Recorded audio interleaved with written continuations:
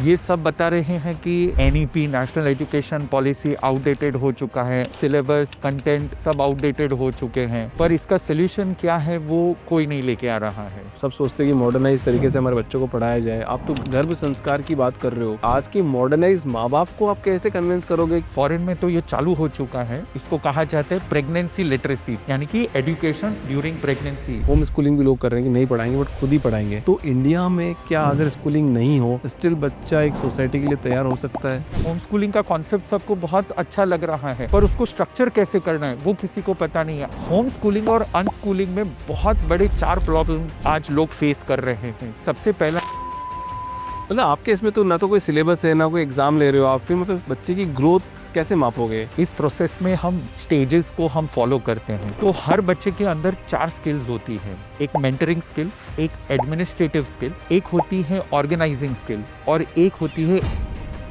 ये self realisation word को कैसे जाने, कौन कैसे पहचाने स्वयं को कि मैं किस लिए बना हूं, मैं क्या करना चाहता हूं?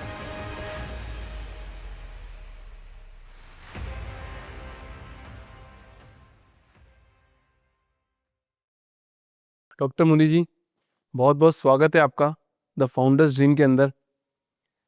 आप जैन मुनि की वेशभूषा में आए हैं और आप एक फाउंडर ड्रीम्स के अंदर एक चैनल में आप आए हैं अपने विचारधारा प्रस्तुत करने के लिए। आप एक फाउंडर भी हैं अभी। अब आपका कोई एक मकसद, विजन, मिशन कुछ होगा तो थोड़ा सी डिकोड करने की कोशिश करेंगे सर कि आप क्या सोचते हैं और आप फाउंडर्स ड्रीम में क्यों आए सर आज, बताइए सर।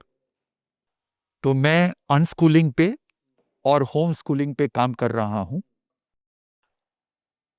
ये सब बता रहे हैं कि एजुकेशनल सिस्टम आउटडेटेड हो चुका है, NEP national education policy outdated हो चुका है, एजुकेशनल बोर्ड्स, सिलेबस कंटेंट सब आउटडेटेड हो चुके हैं, पर इसका सोल्यूशन क्या है वो कोई नहीं लेके आ रहा है।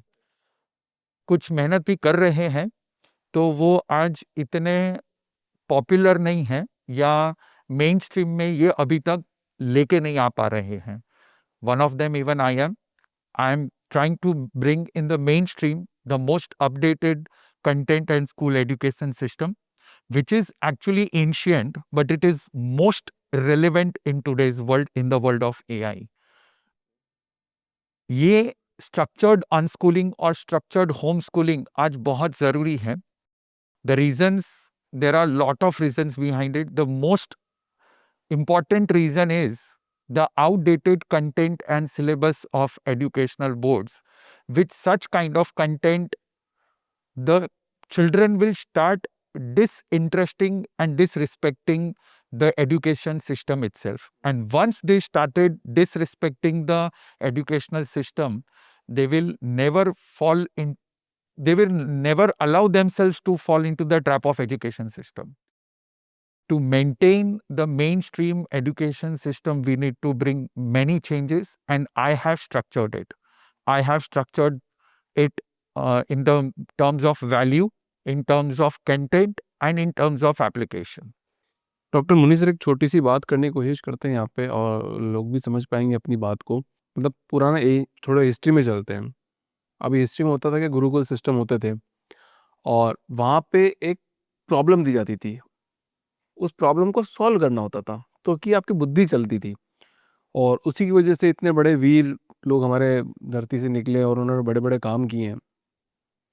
जब से हमारे पे अंग्रेजों ने राज किया तो उन्होंने क्या बोल दिया, आपको रट रटो कि भैया ये पेपर है, ये मुनि जी ये पेपर ले लो और ये 10 क्वेश्चन ले लो आप, और ये 10 क्वेश्चन में से मैं कुछ कुछ पूछूंगा आपसे और पूछूंगा अगर आपकी याददाश्त बहुत अच्छी है, कॉम्प्लेक्स सॉल्व करने की बात नहीं कर रहे हैं अपन, अगर आपकी याददाश्त अच्छी है और आपके मार्क्स अच्छे आ गए तो आप एक ब्रिलियंट स्टूडेंट हो। और उसी की वजह से बहुत हद तक हम एक कॉम्प्लेक्स प्रॉब्लम को सॉल्व कर नहीं पा रहे हैं। इसीलिए इंडिया से अच्छे लोग निकल नहीं पा रहे हैं और जो लोग कर पाते थे वो यहाँ छोड़ के यूएस शिफ्ट हो रहे हैं, बाहर शिफ्ट हो रहे हैं कि भैया कि हमको तो ये प्रॉब्लम सॉल्व करनी है, ऐसा है, हमको रटन विद्या वाला काम नहीं करना है। तो अगर मान लो कि आज के एजुकेशन सिस्टम में अगर हम ये बोर्ड वाला सिलेबस हटा दें तो वैसे तो गवर्नमेंट चलने देगी नहीं कि भैया कि एफिलेशन तो जरूरी है, बट स्टिल कुछ लोग ऐसे हैं जो बोर्ड से एफिलेशन तो है ही बट फिर भी अपने बच्चों को कॉम्प्लेक्स प्रॉब्लम दे के सॉल्व करने की कोशिश कर रहे हैं। क्या आपने भी कोई स्कूल बनाई है क्या इसके लिए? तो अभी फिजिकल स्कूल तो नहीं है, पर इस स्कूल का मॉडल मैंने रेडी कर लिया है। जैसे एजुकेशन जो मिलता है वो सिलेबस से नहीं मिलता है, एनवायरनमेंट से मिलता है। तो एनवायरनमेंट 3 टाइप का एनवायरनमेंट है। हमारे हिस्टोरिकल स्क्रिप्चर्स में 3 टाइप का एनवायरनमेंट्स दिया गया है। सबसे पहला एनवायरनमेंट है 0 to 3 इयर्स, प्रीनाटल से 3 इयर्स। वो माँ बाप क्रिएट करते हैं मदर्स वूम से, गर्भ संस्कार जिसको कहते हैं, ये फर्स्ट। हमारे नेशनल एजुकेशन पॉलिसी में सबसे पहला ये ऐड करना चाहिए, education should not start at the age of 3 years, it should start prenatal. वहीं से शिक्षा, एक है गर्भ संस्कार, एक है गर्भ शिक्षा। गर्भ संस्कार मतलब जो फर्टिलिटी सेंटर में होता है, माँ और पिता को सक्षम बनाया जाता है बच्चे को जन्म देने के लिए, ये होता है गर्भ संस्कार। ये बेसिकली बहुत सारी वैल्यूज पे डिपेंडेंट रखता है। ये वैल्यू पे डिपेंडेंट रखता है उसकी फिजिकल कैपेसिटी के ऊपर भी, मेंटल कैपेबिलिटी के ऊपर भी, स्पिरिचुअल कैपेसिटी के ऊपर भी, और कॉस्मिक कनेक्शन एस्ट्रोलॉजी वगैरह से। तो ये गर्भ संस्कार होता है। और होती है गर्भ शिक्षा। गर्भ शिक्षा यानी कि बच्चा गर्भ में आने के बाद जो माँ पिता और बच्चे के बीच में जो फैमिली रिलेशंस क्रिएट होता है, वो होती है गर्भ शिक्षा। ये फर्स्ट एनवायरनमेंट है। सेकंड एनवायरनमेंट है 3 साल से लेकर 8 साल के बच्चे का। ये होम स्कूलिंग होता है। यहाँ पे ये बच्चा स्टोरी सुनता है अपने दादा दादी के पास से, सिबलिंग्स अपने भाइयों के साथ खेलता है, और उन उस एनवायरनमेंट में वो नई नई चीजें सीखता है एल्डर ब्रदर्स के पास से। और बाकी का जो रहता है वो सीखता है काम करके, घर के अलग अलग, बिकमिंग सेल्फ रिलायंट, यानी कि घर पे उठ के ब्रश करो, खाओ पियो, सोसाइटी में रहो, सबसे अच्छे से बात करो, रिस्पेक्ट, ग्रैटिट्यूड, ऐसे कुल 56 क्वालिटीज है वो अंदर डेवलप करता है एनवायरनमेंट में से। इसको कहा जाता है होम स्कूलिंग, गृह शिक्षा। ये सेकंड है। इसको स्ट्रक्चर करना पड़ेगा, जो आजकल स्ट्रक्चर्ड नहीं है, बहुत ही अनस्ट्रक्चर्ड वे में ये हो रहा है। कुछ इसलिए कर रहे हैं फॉरेन में, ज्यादातर ये ऑस्ट्रेलिया जर्मनी में देखा गया है। कुछ कुछ इसलिए कर रहे हैं क्योंकि वहां पे अनाप शनाप पढ़ाया जा रहा है, और कुछ इसलिए करें बिकॉज दे कैनॉट अफोर्ड, अब वो अफोर्ड नहीं कर पा रहे, वो उनके नाक से ऊपर चला जा रहा है इसलिए। और उसके बाद आता है एक्चुअली गुरुकुल शिक्षा, यानी 8 साल से 18 साल तक। इसका बेसिक रीजन ये है, हम जैसे आजकल बहुत सारे पेरेंट्स ये कहते हैं कि 8 साल का, 9 साल का, 10 साल का लड़का हो गया, अब माँ बाप का सुनता नहीं है। But this is fact, they don't listen. And why they don't listen, वो क्यों नहीं सुनते हैं? क्योंकि पेरेंटिंग 9 साल तक ही होती है, उसके बाद में तो मेंटरिंग ही होती है। शास्त्रकार स्पष्टपने से कहते हैं कि तब वो ग्रो होता है। ग्रो मतलब क्या? आप देखोगे एक लड़के को, 10 साल के लड़के को 8 साल के बाद देखोगे, अब अरे अभी तो इतना छोटा था, अब कितना बड़ा हो गया, है ना? अब उसी टाइम पे उसके पेरेंट्स जो 30 साल के थे, वो 40 साल को होने का है, और आप बोलेगे अब तो वीक हो गए हो। ये ग्राफ है, बच्चा ऐसे जा रहा है, माँ बाप ऐसे जा रहे हो, और ये जनरेशन गैप जो थोड़ा सा था, वो इस तरह से इतना बड़ा हो गया जनरेशन गैप। समझ रहे हो आप? तो इस एनवायरनमेंट में हमें कोई मेंटर चाहिए, कोई ट्रांसफॉर्मर चाहिए, जो ये स्पीड को समझ पाए, करेक्ट। जो हार्मोनल चेंजेस को समझ पाए, ये स्पीड को समझ पाए। तो पेरेंटिंग 10 साल के बाद नहीं होती है। 8 साल से 18 साल के बच्चों को एक मेंटर चाहिए, एक गाइड चाहिए, एक ट्रांसफॉर्मर चाहिए। और ये स्कूल हमने खड़ी कर दी है। 8 साल से लेकर 18 साल की एक स्कूल बच्चों के लिए पंचगिनी हिल स्टेशन है, और वहाँ पे स्वीट मेमोरीज नाम की स्कूल है, जहाँ पे 40 साल पहले मैं खुद पढ़ा हूँ, और अब मैं वहीं पे मैं सेवा भी दे रहा हूँ, और मैं चाहता हूँ कि इसी को मॉडर्न मेन स्ट्रीम ट्रेंड में लाया जाए।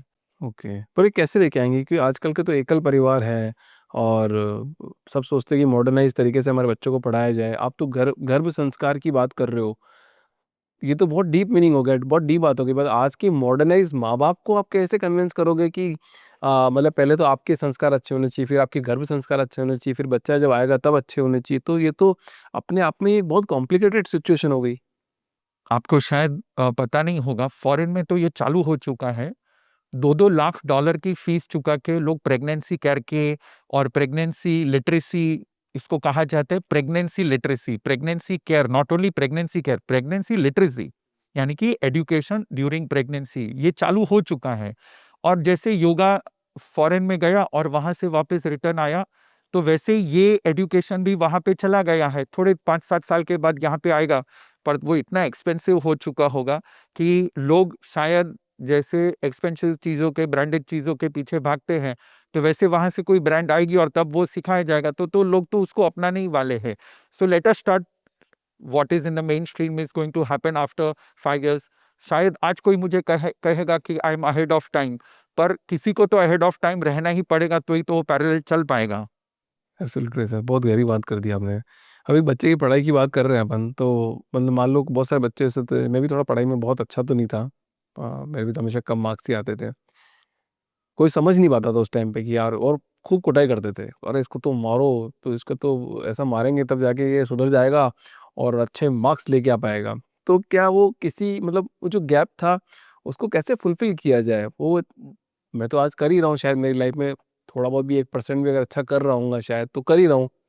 बट वो जो मेमोरीज थी वो मेरे आज भी दिमाग में बैठी हुई है। शायद मेरे पापा वीडियो देखते हैं और मैं बार बार ये बात बोलता हूँ तो मेरे को भेजते हैं कि देखो तुमने एक महाराज के जाके ये बात बोल रहे हो कि तुमको बहुत पिटाई करी। मैंने बोला आपने मेरे को पिटाई करी तो मैं बोला, उसमें क्या दिक्कत है? तो वो पेनफुल मेमोरी शायद किसी बच्चे के साथ ना हो, तो उसको कैसे कंट्रोल किया जाए सर? हम ये जो प्रोसेस है, इस प्रोसेस में हम बहुत सारे छोटे-छोटे स्टेजेस को हम फॉलो करते हैं। इसमें सबसे पहले एक स्टेज को हम फॉलो करते हैं, वो है कॉग्निटिव स्टेज। तो हर बच्चे के अंदर 4 स्किल्स होती है। एक मेंटरिंग स्किल, एक एडमिनिस्ट्रेटिव स्किल, एक होती है ऑर्गेनाइजिंग स्किल और एक होती है इंजीनियरिंग स्किल। ये हर बच्चे में होती है। मेंटरिंग स्किल का मतलब है, मैं जिस राह पे चल रहा हूँ, वो राह अगर सही है और मुझे रिजल्ट मिल रहा है, तो मैं उसको भी बताऊं कि इसी राह पे तू चल। ये सब सब नहीं कर पाते। सचिन तेंदुलकर 6 मारते थे, लेकिन शायद कैप्टन में वो फेल गए। आज उसकी बात कोई नहीं करेगा। सब ये बात करेंगे कि सचिन जी बहुत मास्टर ब्लास्टर थे, ये सब, पर वो कैप्टेंसी में फेल गए, क्यों गए? Even he himself could not understand. So people who are engineers, यानी कि जो सेवा कर सकते हैं, जो कार्य कर सकते हैं, जो डीपली बॉल को देख भी सकते हैं कि कौन सी स्पीड से आ रहा है, इसको मुझे कैसे खेलना है, पर अगर दूसरों को सिखाना है, तो मेंटरिंग स्किल्स सब में नहीं होती हैं। राहुल द्रविड़ में जो स्किल्स है, वो शायद सचिन तेंदुलकर में नहीं है। दूसरी स्किल होती है एडमिनिस्ट्रेटिव स्किल, यानी जो प्रोटेक्शन करना है, कस्टमर्स को बचाना है, क्लाइंट को जोड़े रखना है, उनकी मेंटालिटी को समझना है। ये एडमिनिस्ट्रेटिव स्किल्स होती है। वो चाहे वैल्यू वैल्यू से होती है या फिजिकली से होती है। हाथ में तलवार ले लो, हाथ में कोई वेपन ले लो, वेपन नहीं है तो कैसे भी करके अपने खुद की चीज को, खुद के एसेट को बचाओ। तो ऐसे एडमिनिस्ट्रेटिव स्किल्स भी होती हैं। एथलेटिक्स स्किल्स होती हैं। इसी तरह से होती है ऑर्गेनाइजेशन स्किल, यानी बनिए जैसी स्किल्स, जो कैसे भी करके आपके लिए हर चीज को ऑर्गेनाइज करके देगा। हर बच्चे में ये 4 स्किल्स होती ही हैं। प्रॉब्लम ये होता था, मार्क्स के पीछे भागने की वजह से हम लोग ये स्किल्स नहीं पहचान पाते थे कि उसमें क्या स्किल्स है और उसको किस में आगे बढ़ाना है। हमने इसको मेन स्ट्रीम में लाने का निश्चय कर लिया है कि अब जो कोई भी 8, 9, 10 साल का बच्चा होगा, उसको पहले ये काउंसलिंग किया जाएगा। हम उसको 5 स्टेजेस में काउंसिल करते हैं और लास्ट स्टेज में हमको आंसर मिलता है कि ये बच्चा मेंटरिंग स्किल के लिए सही है, और उस हिसाब से ही हर चीज़, उसका खाना-पीना भी। जैसे अगर कोई प्रोटेक्शन वाली फील्ड में है, तो उसको बॉडी में फ्लैश चाहिए होगा।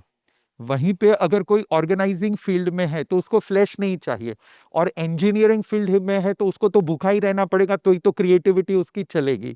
तो इस तरह से उसकी स्किल्स के हिसाब से उसका खाना, उसका टाइम टेबल, उसका रहना, एनवायरनमेंट, उसके सब्जेक्ट्स, उसी के हिसाब से उसको पर्सनलाइज़ करके उसको स्ट्रक्चर किया जाए।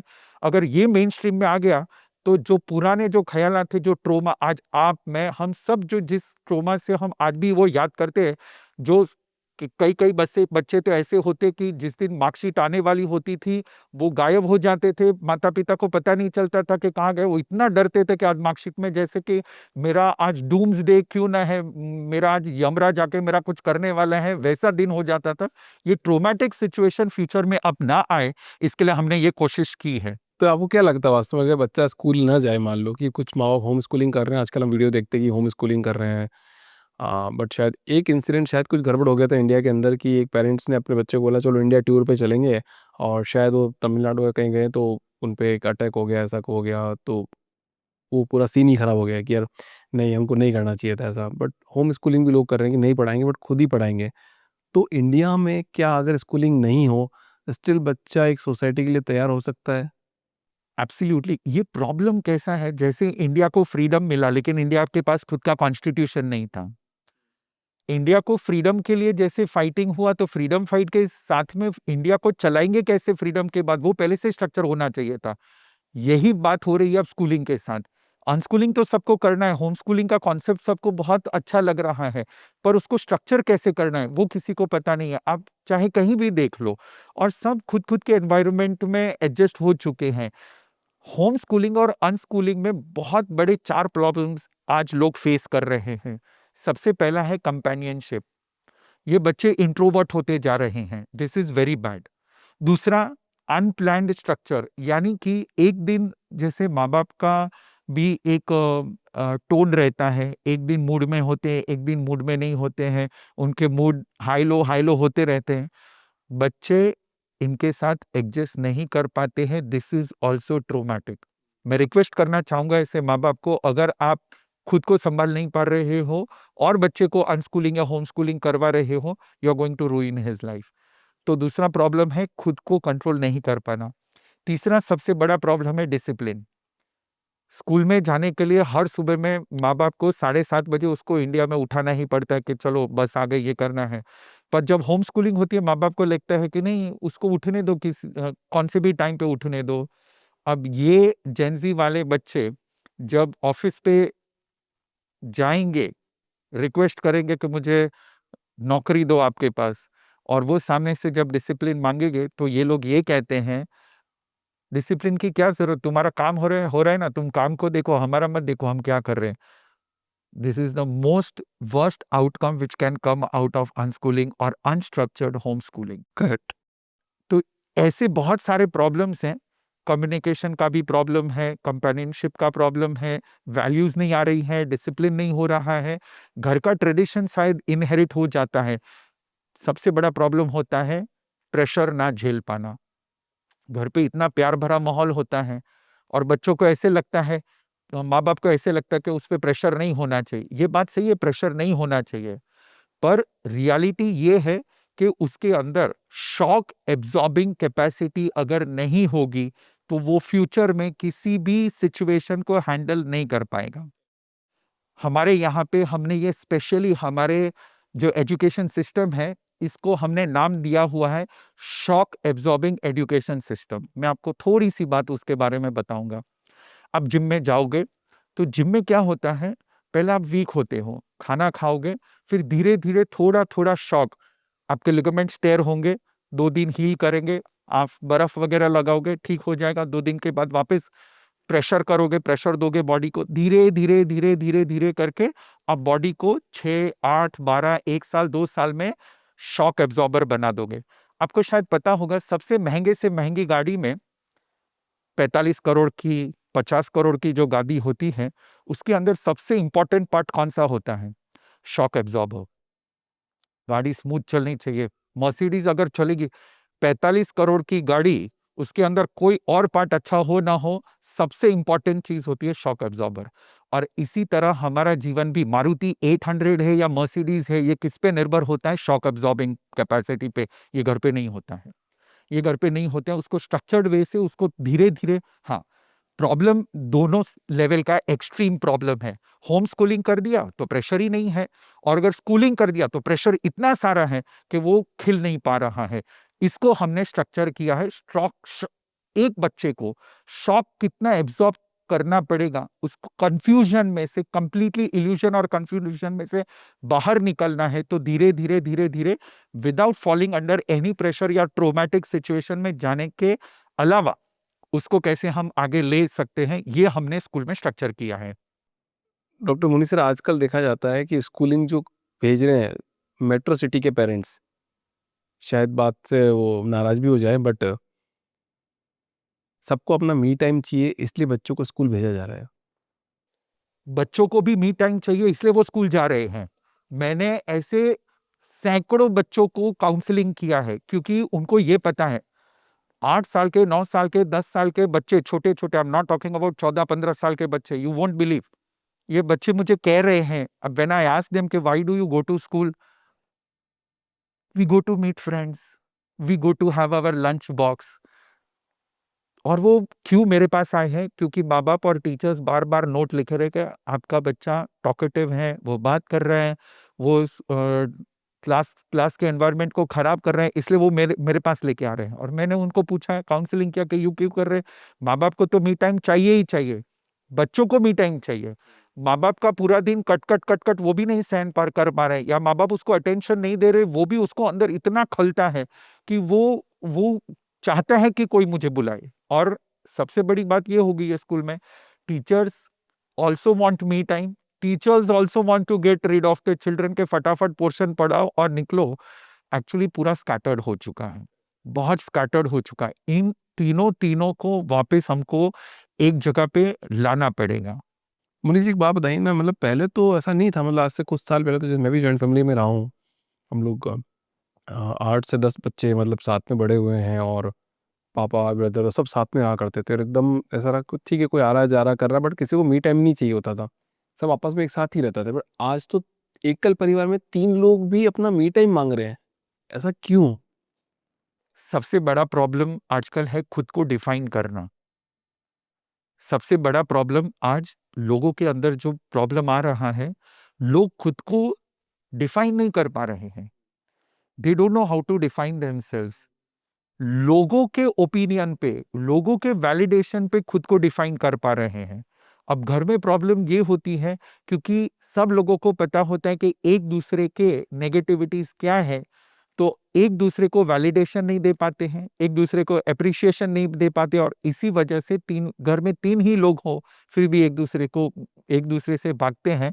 और जहाँ पे वैलिडेशन मिलता है, वो चाहे गैजेट्स में से मिले, चाहे फोन पे मिले, चाहे कुछ गेम्स खेल के मिले, जहां से वैलिडेशन मिलता है, लोग स्किल के पीछे नहीं, वैलिडेशन और एप्रिसिएशन के पीछे भाग रहे हैं। मतलब आपके इसमें तो ना तो कोई सिलेबस है, ना कोई एग्जाम ले रहे हो आप, फिर मतलब बच्चे की ग्रोथ कैसे मापोगे? पेरेंट्स सब पूछेंगे आपसे। एकदम सिंपल बात है। आपको शायद ये पता होगा कि आज से 300 साल पहले जब मैकॉले ने रिपोर्ट बनाई, और उनके साथ जो तीन साथी थे, उन्होंने सबने टीम मिलकर के जो रिपोर्ट बनाई, उस टाइम पे ये कहते हैं कि जेंट्स में, इंडिया में जेंट्स में लिटरेसी रेट 99% है, और लेडीज में 96% है। और 400 साल पहले इंडिया की जीडीपी पूरे वर्ल्ड की जीडीपी की 28% है। तो यानी एजुकेशन सिस्टम था तो ही इंडिया इतने टॉप लेवल पे था, वरना नहीं था। तो उस समय पे एजुकेशन सिस्टम क्या था, वो कहते हैं, उसकी रिपोर्ट में लिखा हुआ है कि हर स्टेट में, यानी तब छोटे छोटे प्रोविंस स्टेट्स हुआ करते थे, हर स्टेट में 10-10 हजार बच्चे पढ़ सके ऐसे गुरुकुल है। अब हमें लगेगा कि 10 हजार बच्चे पढ़ सके ऐसे गुरुकुल है, तो उसमें टीचर कितने होंगे? 40 बच्चों में एक टीचर तो बहुत हो जाएंगे तो। एक ही teacher, you will be surprise, एक ही टीचर। हाँ। How this happens? तो वहां पे जो ग्रेडिंग सिस्टम थी, क्लास के ग्रेड्स बनाए जाते थे, वैसे क्लासेस नहीं थे, एक ही साथ सब पढ़ते थे। अब जैसे फॉर एग्जांपल आज के जमाने में वो मैं इम्प्लाई करूं तो वो ऐसे होगा, मैं इम्प्लाई जो कर रहा हूं वो ऐसे होगा। सेकेंड स्टैंडर्ड का बच्चा सुबह में थर्ड स्टैंडर्ड वाले बच्चे के पास सीखेगा, और थर्ड स्टैंडर्ड वाला बच्चा वो दोपहर में फोर्थ स्टैंडर्ड के पास से सीखेगा, और सेकेंड स्टैंडर्ड वाला बच्चा दोपहर में फर्स्ट स्टैंडर्ड को सिखाएगा। ये गुरु शिष्य परंपरा जो है, वो चिल्ड्रंस के बीच में ही ये रिपीट रिपीट होती है। इस वजह से तीनों चीज हो जाती थी। अगर मुझे आता है तो ही तो मैं पढ़ा पाऊंगा, तो मेरा निकल गया, मेरा मार्कशीट, एप्लीकेशन भी हो गया, मार्कशीट भी निकल गया, और मेरा नॉलेज जो है वो प्रोफाउंड हो गया। तो पहले इसी सिस्टम से पढ़ाया जाता था। Extra teachers, extra salaries, extra tension, ये सब नहीं होता था। एल्डर्स होते थे, वो छोटे बच्चों को पढ़ा देते थे। और मैं यही प्रैक्टिस करता हूँ। हम बहुत सारे, पहले तो हम छोटे छोटे क्लासेस लेते थे, हम यही करते थे। एक बार मैं पढ़ा देता था, और बड़े बच्चे छोटे बच्चों को इतने प्यार से पढ़ाते, मैं नहीं पढ़ा पाता हूँ उतना कनेक्ट वो उससे कर पाते, because they are of same generation. Connect कर लेते हैं इजीली, और वहाँ पे टीचर वाला और शिष्य वाला वो सीन नहीं रहता है कि यार मेरा बात ठीक है, भाई तो पढ़ा रहा है, या फिर उसको लगता है कि चलो पढ़ यार, क्या पढ़ क्यों नहीं रहा है, नहीं पढ़ेगा तो काम नहीं होगा तेरा। तो वो उस तरीके से पढ़ाया जाता है, क्योंकि ये मैं पैटर्न देखता हूँ कि बच्चों में जैसे कोई एक थोड़ा सा बड़ा बच्चा होगा, वो अपने कलीग के साथ अगर उसको आता होगा थोड़ा सी, तो वो इतने कॉन्फिडेंटली बोलेगा, अरे ये प्रॉब्लम है, ला ऐसे सॉल्व करते हैं इसको, तो वो पैटर्न बन जाता है। वो कितनी गजब की बात है। बट एक बात बताओ ना सर, जैसे स्कूलों तो की बात करते हैं आजकल, जैसे स्कूलों में 40-50 बच्चे एक साथ बैठते हैं, पर टीचर्स बात तक नहीं करने देते उनको। मैं जब मेरी बच्ची के उसमें जाता हूँ, तब वो टीचर बोलते हैं कि सबको साइलेंट रहना पड़ता है, डिसिप्लिन रहना पड़ता है, बात नहीं कर। मैं कहा बात तो करेंगे नहीं यार, बच्चे अब उनको 6-7 घंटे बिठाए हुए हो स्कूल के अंदर, बात ही नहीं करने दोगे तो बेचारा बच्चा घर पे आके तो हमसे ही बात नहीं करेगा। तो इस सिस्टम को कैसे सुधारा जाए स्कूलों में? क्या ये नहीं सुधरेगा कभी भी? मॉडर्न पर्सपेक्टिव बहुत ही डिफरेंट है। मॉडर्न पर्सपेक्टिव है कि टीचर बोले और बच्चे सुने, टीचर बोले और बच्चे सुने। और बाद में प्रॉब्लम ये होता है कि they are not good listeners also and they are not good communicators also. Teachers को भी डिसरिस्पेक्ट करते, बोरिंग है, ये है, वो है, और इतना डिसरिस्पेक्ट दिल में होता है। रियलिटी ये है कि बच्चों के पास से बुलाना चाहिए कि आप बोलो कि आपको क्या समझ में आया। और ये कब होता है? जब सिबलिंग्स होते हैं। आप देखोगे आजकल आपके बच्चे जो अपने फ्रेंड्स के साथ बात करते होंगे, खेलने के लिए जाते होंगे, वो चाहे अच्छा हो या बुरा हो, कभी बुरी संगति भी लग जाती है, कभी अच्छी संगति भी लग जाती है। सुबह में वो स्कूल गया है और शाम को लौटेगा, आपको उसमें बहुत सारी चेंजेस दिखेंगे, डेली चेंजेस दिखेंगे। वो टेक्स्ट बुक में से या टीचर के पास से उसने कुछ सीखा नहीं सीखा वो पता नहीं है, लेकिन फ्रेंड्स के पास से वो जितना जल्दी सीखता है, उतना वो टीचर्स और बुक के में से नहीं सीखता है। ये हर टीचर को समझना पड़ेगा। ये हमारी सिस्टम को अब समझना पड़ेगा। अब ये now this is gone beyond our knows. ये अब पानी ऊपर निकल चुका है। अब अगर नहीं समझेंगे तो किसी का भी उद्धार नहीं होने वाला है। और एब्सोल्युटली यही होता है कि स्कूल से ज़्यादा लोगों को ट्यूशन टीचर के पास बहुत अच्छा लगता है, क्योंकि ट्यूशन टीचर उसको बात करने भी देती है, एक दूसरे के साथ कभी आइसक्रीम पार्टी भी करने देती है ट्यूशन में। तो लोग ट्यूशन जाना ज़्यादा पसंद करते हैं, उसका होमवर्क करना ज़्यादा पसंद करते हैं। मतलब आज की तारीख में, मतलब आज जो एरा चल रहा है एआई वर्ल्ड का, ये वर्ल्ड का, पेरेंट्स की एजुकेशन इम्पोर्टेंट है कि बच्चे की एजुकेशन इम्पोर्टेंट है? किसको पहले ट्रेंड होना ज़्यादा ज़रूरी है? हिंदू स्क्रिप्चर्स ये कहते हैं कि फॉर अवर लाइफस्टाइल हमें 16 संस्कार से गुजरना पड़ता है। गर्भ संस्कार से लेकर अंतिम संस्कार, 16 संस्कार में से हमें गुजरना होता है। एंड एवरी संस्कार इज एजुकेशन। यानी कि पहले जो पेरेंट्स थे वो गर्भ संस्कार से लेकर अंतिम संस्कार तक हर आश्रम में, चाहे वो गृहस्थ आश्रम हो, ब्रह्मचर्य आश्रम हो, वानप्रस्थ आश्रम हो या संन्यास आश्रम हो, हर आश्रम में वो एजुकेशन लेते थे। आज ये बिगड़ चुका है। ये पूरा सिस्टम ही ना 16 संस्कार के बारे में किसी को कुछ पता है। They don't know how to get married, they don't know how to make relationship. आज लोगों को ये भी नहीं पता है कि रिलेशनशिप अलग चीज है और फैमिली अलग चीज है। लोग रिलेशनशिप के बारे में बहुत बात कर रहे हैं, पर फैमिली के बारे में कोई बात नहीं कर रहा है। There is a major difference. Parents का एजुकेशन सिस्टम कोलैप्स होने की वजह से ये हुआ है। जब हम मैरिड होते हैं, जब हम मैरिज करते हैं, why why do we get into relationship? Scriptures ये बहुत इजीली हमें समझाते हैं।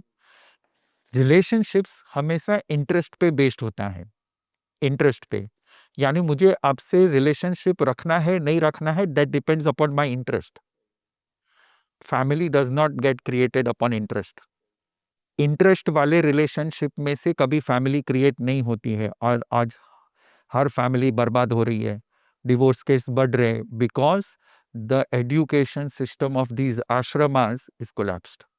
उनको ये एजुकेशन फिर से देना पड़ेगा। उनको ये जानना पड़ेगा कि पीएचडी कर लेने से कोई इंसान टॉपर नहीं बन जाता है, लीडर नहीं बन जाता है। वो शायद क्लास का टॉपर बन सकता है, पर लाइफ का लीडर नहीं बन सकता है। वो लाइफ का लीडर बनने के लिए उसको एजुकेशन सिस्टम कंपलसरी, और हम ये प्रोवाइड करते हैं। एक सिंपल बात है, relationship is based on interest, but family is based on livelihood. Family is not based on interest. आप कितना शेयर दोगे, मैं कितना शेयर दूंगा, मेरे बच्चे कितने प्रोडक्टिव बनेंगे हमारी इस रिलेशनशिप को कंटिन्यू के लिए करने के लिए, वो होती है फैमिली। हम इनहेरिट क्या करेंगे, हम कौन सी परंपरा को इनहेरिट करेंगे, ये सब फैक्टर्स बनाते हैं फैमिली। रिलेशनशिप में ये कुछ नहीं होता है। रिलेशनशिप में एक ही चीज होती है, इंटरेस्ट। 10 साल इंटरेस्ट रहा तो रखो, 10 साल के बाद इंटरेस्ट नहीं है तो छोड़ो। छोटे बच्चे का क्या हुआ क्या नहीं हुआ कुछ हमें लेना देना ये नहीं है। ये worst system because of uneducated educated parents. Interest वाली बात तो सिर्फ रिलेशन में ही नहीं रही, आज तो फैमिली में भी हो गई है। भाई भाई के लिए भैया कि तुम मेरे को तेरे में इंटरेस्ट है कि भैया कि ये प्रॉपर्टी तेरे नाम मेरे नाम पे कराएगा तब तक मैं तेरे से बात करूंगा।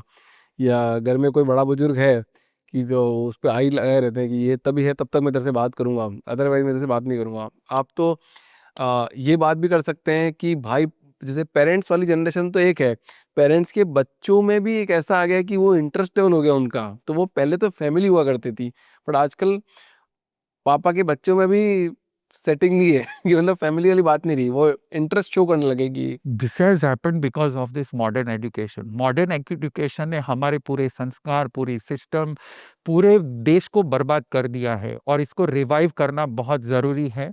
इसीलिए हम, आपने जैसे मुझे पहले पूछा कि आप कोई फिजिकल स्कूल ला रहे हैं, एआई ने बहुत मदद कर दी। आप घर पे भी बैठ के ये सब नॉलेज ले सकते हैं। हम वर्चुअल तो हमने स्टार्ट कर ही दिया है। हमारे पास सैकड़ों माँ बाप सुबह में 5:30 बजे ये एजुकेशन लेने के लिए आते हैं और बहुतों ने अपने लाइफ को, अपने फैमिली को संभाल लिया है और अब हम वर्ल्ड वाइड पहुंचना चाहते हैं।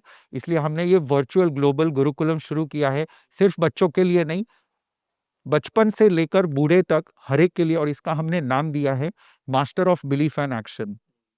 मतलब एक आप थोड़ा सी अलग सी बात करते हैं, मतलब एक वास्तव में एक जिंदगी जीने के लिए आपके हिसाब से, मतलब फैमिली हो, थोड़ा पैसा भी हो, सोसाइटी में भी आप अच्छा है, तो एक बेहतर जिंदगी जीने के लिए एक इंसान को कैसा होना चाहिए? देखिए, हमारे जीवन में हमने हर डायमेंशन को एक्सपीरियंस करना चाहिए। वर्तमान में हम ह्यूमन एक्सपीरियंस नहीं कर रहे हैं। We are not experiencing the human experience. हम एक गुलामी की जीवन जी रहे हैं। जो दुनिया में ट्रेंड आया, जो दुनिया में लोगों ने चैटिंग की, तो बस हम उसको गधे के माफिक हम उसको बस फॉलो कर रहे हैं। We are not experiencing our own human life. अगर जीवन में आपको कुछ लक्ष्य बनाना है तो सबसे पहले आपको खुद को बोलना पड़ेगा कि मुझे ये ह्यूमन बनना है ना। Why human? आपको ये एक बार मैंने क्लास ली थी तो मैंने सबको पूछा कि देखिए, ये जानवर वगैरह कुत्ते वगैरह होते हैं, उसमें तो कोई देवरानी जेठानी ये सब होता नहीं है, तो वो तो कितने बहुत ही सुकून से, ना ट्यूशन है, ना टीचर है, ना क्लासरूम है, ना उनको पुलिस है, ना चोर है, कुछ नहीं है, शांति से जीवन जी रहे। तो आपको ह्यूमन बनना है कि या वो कुत्ता बनना है? आधी लोगों से ज्यादा ने ये कहा कि हमको कुत्ता बनना पसंद है। Why? Because they don't know the importance of human experience. ये ह्यूमन एक्सपीरियंस क्या है? ये कैमरा है ना, कैमरा, आप इधर से जरा उधर जूम करोगे तो उसको भी 1.5 से 3 सेकंड्स लगेगी जूम इन जूम आउट करने के लिए, फोकस करने के लिए। लेकिन आपकी आंख है, आप सूरज को देखोगे, चंदा को देखोगे रात को और तुरंत नीचे देखोगे, 1 सेकंड भी नहीं लगती उसको जूम इन जूम आउट करने के लिए। ये ह्यूमन एक्सपीरियंस है। इस दुनिया में जितने भी जानवर हैं, कोई काव काव बोल सकता है, कोई भाव भाव बोल सकता है, लेकिन क ख ग घ हर अक्षर बोल सकता है, ऐसा सिर्फ मैं और आप है। ये ह्यूमन एक्सपीरियंस है। ये लोग भूल गए हैं, जानवर की तरह जी रहे हैं। They don't have vocabularies. आप व्हाट्सएप पे देखो, यू मी, आधे टाइम तो आपको पता भी नहीं चलेगा कि वो क्या, एक पूरी लाइन में इतने सारे इमोजीज डाल दिए हैं, वो क्या बात कर रहे हैं हमें और आपको पता भी नहीं है। साइलेंटली बात करें, they are not experiencing the human experiences. हमारे पास जो ह्यूमन बॉडी है, लाइफ के डायमेंशन है, एजुकेशन है, फाइनेंस है। फाइनेंस एक बहुत बड़ी चीज हुआ करती थी। आज फाइनेंस मतलब किसी लड़के को पूछो, वो ये बोलेगा मुझे 10,000 भी मिल जाए तो ठीक है, शाम को खाऊंगा पीऊंगा और बाकी नहीं रहेगा तो सो जाऊंगा, और वो भी नहीं रहे। किसी को पूछो आप, इलेक्ट्रिसिटी और इंटरनेट नहीं होगा तो मर जाऊंगा, आई विल डाई। अरे ये नेचर ह्यूमन एक्सपीरियंस क्या, तो 50 साल पहले जब ये नहीं थे तो लोग मर जाते थे क्या? वो ह्यूमन एक्सपीरियंस एक्सपीरियंस कर पाते थे। We are not experiencing our human values. सबसे पहले अगर आपको इंसान बनना है तो पहले इंसान क्या है वो तो जानो, ह्यूमन एक्सपीरियंस क्या है वो तो जानो। अगर वही नहीं जान पाओगे तो आप ह्यूमन अच्छा बन के भी क्या करोगे? सिर्फ मीठी मीठी बातें करने से कोई इंसान अच्छा नहीं बन जाता है। You have to define your self, you have to have your self realization. Self realization is the most ultimate key for human experience. ये सवाल तो सर देखो सदियों से ही आ रहा है, जो आपने अभी बात करी सेल्फ रियलाइजेशन की। और मैं भी थोड़ा प्रैक्टिस करता हूँ मेडिटेशन की, 10 सालों से कर रहा हूँ, धीरे-धीरे जानने की कोशिश कर रहा हूँ कि मैं एक्चुअली क्या कर सकता हूँ, मैं कौन हूँ, किस तरह से। तो मतलब ये सेल्फ रियलाइजेशन वर्ड को कैसे जाने, कौन कैसे पहचाने स्वयं को कि मैं किस लिए बना हूँ, मैं क्या करना चाहता हूँ? ये गोल और पर्पस आपको बहुत सारी चीज़ों से खुशी मिलती है और बहुत सारी चीज़ों से आपको सैटिस्फैक्शन नहीं मिलता है। आपको ये डिफरेंशिएट करना पड़ेगा सबसे पहले कि लोग वैलिडेशन करते हैं उससे मुझे खुशी मिल रही है या सचमुच में मुझे खुशी मिल रही है। समझो मैं आपको एक एग्जांपल दूँ। फॉर एग्जांपल आपको आइसक्रीम खानी अच्छी लगती है ना? तो जब आप आइसक्रीम खाते हो तो आपको खुशी बाहर से अंदर आती है या अंदर से बाहर आती है? अंदर से बाहर आती है। आइसक्रीम खाते वक़्त आपको खुशी अंदर से बाहर आती है। तो मैं ये करूँगा कि इन सबको मैं आइसक्रीम दे देता हूँ खाने के लिए। आप अंदर से खुशी निकालिए, आपको मैं आइसक्रीम नहीं दे रहा हूँ। नहीं आएगी।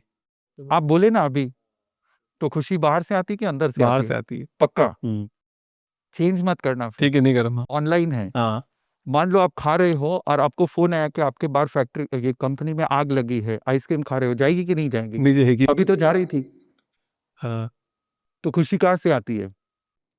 अब तो कहीं से भी नहीं आ रही, अंदर से भी नहीं आ रही, बाहर से भी नहीं आ रही। तो मतलब ये क्या है? ये जानना बहुत ज़रूरी है।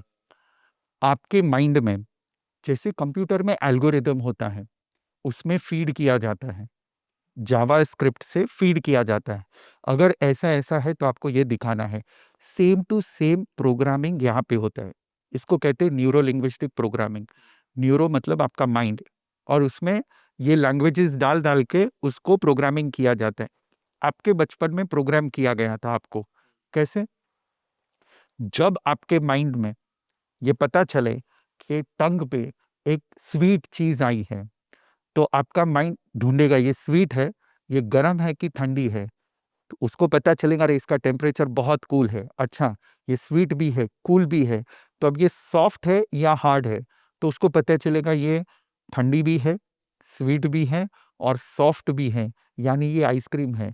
अगर ऐसा कुछ अंदर जाए, तो मुझे हँस के बाहर निकलना है। आप हँस नहीं रहे हो। आप खुशी नहीं मना रहे हो। यू आर कन्फ्यूज़्ड कि बाहर से आ रही है, अंदर से आ रही है। ये प्रोग्रामिंग है और फिर उसके अंदर प्रोग्राम डाला गया है। अगर पता चले कि ये खुशी है, ये खुशी बहुत छोटी खुशी है, इससे भी बड़ी खुशी और कुछ है बाहर या इससे भी बड़ा दुःख है और कुछ बाहर, अगर वो आ जाए तो इसकी खुशी को निकाल देना है। This is all programming over here. आप खुद की प्रोग्रामिंग को जानोगे, दैट इज़ सेल्फ रियलाइज़ेशन। हर पॉइंट पे फिर तो आप तो ये बात कर रहे हो कि पानी पियोगे तब भी जानेंगे, मतलब काम करेंगे तब भी जानेंगे। तो आर्टिफिशियल इंटेलिजेंस भी इसी तरह तो डेवलप हुआ है ना पिछले 50 सालों में। तो अगर आप आर्टिफिशियल इंटेलिजेंस की इतनी सारी लैंग्वेज जानते हो तो खुद को नहीं पहचान पाओगे। खुद को भी पहचानना ज़रूरी है और ये होता है, ये होता है, ये 1 सेकंड में हो जाता है। जब होता है तो 1 सेकंड में बट होता खुद है। को पहचान के क्या मिलता है? मतलब क्या लगेगा मुझे, में क्या लगेगा कि मैं अपने आप को पहचान गया तो मैं ऐसा क्या काम कर पाऊँगा जो मैं नहीं कर रहा हूँ, या फिर जो करना चाहूँगा या नहीं करना चाहूँगा? सबसे बड़ी बात ही तो यही है, जब तक आपको पता नहीं है कि आपको दर्द क्या है, आप डॉक्टर के पास भटकोगे कि doctor show me what I am. भले ही कैंसर हो, जिस दिन पता चल जाए ना कि मुझे कैंसर है तो उसका इलाज तो निकलेगा। जब आप जान पाओगे कि मैं कौन हूँ तो उसका इलाज तो निकलेगा। जब तक पता ही नहीं कि मैं कौन हूँ, मैं क्या हूँ, आप दर-दर भटकते रहोगे और दुखी ही रहोगे। और जो आपके मुँह पे हँसी होगी वो सिर्फ़ एल्गोरिदम वाली स्माइल होगी, अंदर का सैटिस्फैक्शन आपको कभी नहीं मिलेगा। You will not be able to experience the super human experience, never in this life. तो फिर आपके हिसाब से एक बात बताओ कि क्या मैं हूँ इज़ इक्वल टू क्या मैं करता हूँ? ये दोनों एक ही चीज़ हो गई फिर तो। कि जैसे मुझे पता चल गया कि अभिषेक के बाद मुझे पॉडकास्ट करना बहुत अच्छा लगता है, मैं लाइफ़ टाइम अपनी ज़िंदगी को इस तरह से जी सकता हूँ। तो मुझे पता चल गया मैं इस तरह का व्यक्तित्व और मेरा जो काम है, तो दोनों इक्विवेलेंट हो गए, तो क्या मैं वो हूँ? Absolutely, absolutely. 4 चीज़ हैं। First है what is your behavior, that is you. Second is what you communicate, that is you. Third is what you think, that is you. And fourth is where you are conscious, that is you. आपका नाम है, कहीं पे लिखा हुआ आएगा अभिषेक school, तो आपका तुरंत कॉन्शियस वहाँ पे चला जाएगा, दैट इज़ यू। वो जो कॉन्शियस है, So your behavior, your communication, your thoughts and your consciousness, ये 4 चीज वो आप हो। और वो जब अलाइन होंगी, when you will align these, that is self realization, and this we make it happen in the school right at the age of 10। यही रियलाइजेशन करने के लिए लोगों को सालों लग जाते हैं। अभी कोई बच्चा है, तो उसको कोई नई चीज़ सीखनी है, तो नई चीज़ सीखने के पहले उसको क्या भूलना चाहिए? एक्चुअली बच्चे में तो इतना इनोसेंस होता है कि उसको भूलने की कोई ज़रूरत ही नहीं होती है। भूलने की ज़रूरत तो बड़ों को होती है, क्योंकि बचपन से इतना सारा इधर एल्गोरिदम सेट किया हुआ है माइंड पे, इतना सारा माइंड में सब कचरा डाला गया है, तो भूलने की ज़रूरत, अनलर्न करने की ज़रूरत तो बड़ों को होती है। बच्चे तो इतने इनोसेंट होते हैं, बहुत बार तो हम जो बोलते हैं उससे 3 गुना ज़्यादा वो डबल करके हमको वापस क्वेश्चंस करते हैं, और तब पता चलता है, उनकी क्यूरियोसिटी से पता चलता है कि वो कितने अंदर से खाली हैं। बहुत बढ़िया मुनीष सर। एक मेरा आखिरी सवाल आपका इस पॉडकास्ट से, और बहुत गहरा सवाल है। सवाल ये है कि साइंस तो बोलती है कि प्रूव करो, और स्पिरिचुअलिटी बोलती है कि फील करो। तो दोनों को एक प्लेटफॉर्म पे एक धागे में कैसे बांधा जाए एक ह्यूमन के लिए? एब्सोल्युटली। तो एकदम सिंपल बात है, अगर कोई पूछे कि what is science and what is spirituality, एकदम सिंपल सी बात मैं कर देता हूं। साइंस वो है that increases human ability.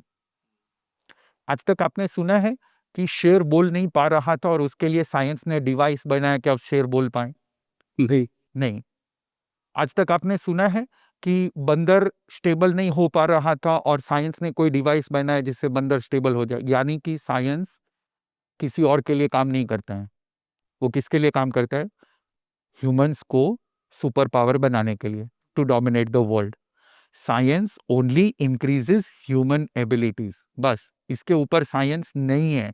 Science एक ही चीज के लिए काम कर रहा है कि हमको सुपर ह्यूमन बनाना है, और जो भी नेचर ने हमको दिया है उसके ऑपोजिट में क्या करना है। यानी कि बच्चा 9 महीने के बाद जन्म लेता है, तो साइंस ये करेगा नहीं 2 महीने में जन्म लेना चाहिए। अगर आप किसी छोटी से छोटी चीज को नहीं देख पाते हो, तो साइंस क्या करेगा? माइक्रोस्कोप बनाएगा। नहीं देख पा रहे तो इलेक्ट्रॉन माइक्रोस्कोप बनाएगा। नहीं देख पा रहे तो और उसमें एआई डाल के कुछ नया बनाएगा। इट इंक्रीजेस ह्यूमन एबिलिटीज, बस।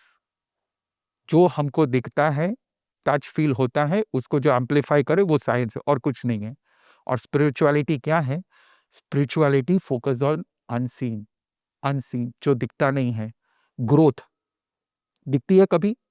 स्पिरिचुअलिटी वो सिखाती है। प्रोस्पेरिटी दिखती है कभी? स्पिरिचुअलिटी वो सिखाती है। हैप्पीनेस दिखती है कभी? वो साइंस वो नहीं सिखा सकता है, स्पिरिचुअलिटी वो सिखाती है। और वो आपका इनर सेल्फ होता है। यानी साइंस को और स्पिरिचुअलिटी को अगर दोनों को एक धागे में बांधना है, तो कैसे बांधोगे? आपके पास दो एग्जिस्टेंस है, एक आउटर एग्जिस्टेंस है और एक इनर एग्जिस्टेंस है। जब आप आउटर एग्जिस्टेंस के लिए काम करते हो तो साइंस आपको मदद करेगी, और जब आप इनर एग्जिस्टेंस के लिए काम करोगे तो स्पिरिचुअलिटी आपको मदद करेगी। और दोनों को साथ में रखना ही पड़ेगा, क्योंकि आप दो से बने हो, एक से नहीं बने हो। मौत होगी, इस दिन बॉडी यहाँ पे रहेगी, कॉन्शियस चला जाएगा। साइंस ना उस दिन साइंस काम आएगा, ना उस दिन स्पिरिचुअलिटी काम आएगी। जब तक आप यहाँ पे पृथ्वी पे जिंदा हो, हमारा गोल्डन पीरियड चल रहा है कि साइंस हमको एक्सटर्नल एग्जिस्टेंस को एम्पलीफाई कर रही है, और हमारा गोल्डन पीरियड चल रहा है कि स्पिरिचुअलिटी हमारे इनर सेल्फ को ज्यादा से ज्यादा एम्पलीफाई कर रही है। और ये दोनों को साइंस नहीं बांधेगी, ये हमें बांधना पड़ेगा। हमारे खुद के एग्जिस्टेंस को समझ के हमको खुद को बांधना पड़ेगा, और जो ये दोनों को जीत लेता है, he is the master of this world. Correct. Munish sir, एक छोटा सी एक बात बताना चाहूँगा मैं। कुछ दिन पहले कुछ बात पढ़ रहा था। एक मच्छर होता है, वो 2 दिन की ज़िंदगी जीता है, सिर्फ 2 दिन। उसमें वो पैदा भी होता है, ब्लड भी सक करता है, बड़ा भी होता है और मर भी जाता है। पर उस 2 दिन के अंदर उसने पूरी ज़िंदगी जी ली। ऐसे ही एक ह्यूमन है, वो 60-70 साल की ज़िंदगी जीता है। अब आप एक थोड़ा सी थर्ड आई पे देखो, तो जो गॉड की एग्जिस्टेंस है, वो हमको हमारी लाइफ स्पेन क्या देख रहा होगा, कि उनका जो टाइम है वो कैसा चल रहा होगा। उसके लिए हमको लग रहा है सिर्फ हमारे लिए सिर्फ 2 दिन है। ऐसे गॉड के लिए हमारे जो 60-70 साल है, उनका टाइम स्पेन उनके लिए लगता है जैसे क्षण भर की चीज़ें हैं। तो ऑडियंस से यही बोलना चाहूँगा मैं, जितने पेरेंट्स हैं, बच्चे हैं, छोटी सी ज़िंदगी है, जितने खुशी से, जितने जिंदा दिली से जी सको, फुल ऑफ लाइफ। मतलब जब भी जो कर रहे हो ना, इतना गजब का करो कि उसी क्षण में ज़िंदगी है, अगला दिन, अगला क्षण ही नहीं है आपके पास।